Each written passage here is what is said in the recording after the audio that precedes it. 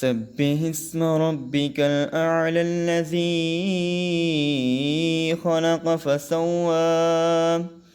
والذي قدر فهدى والذي أخرج المرعى فجعله غثاء أحوى سنقرئك فلا تنسى إلا ما شاء الله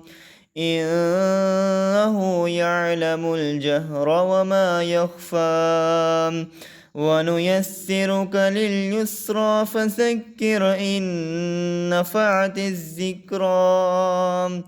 سيذكر من يخشى ويتجنبها الأشقى الذي يصلى النار الكبرى ثم لا يموت فيها ولا يحيا قد أفلح من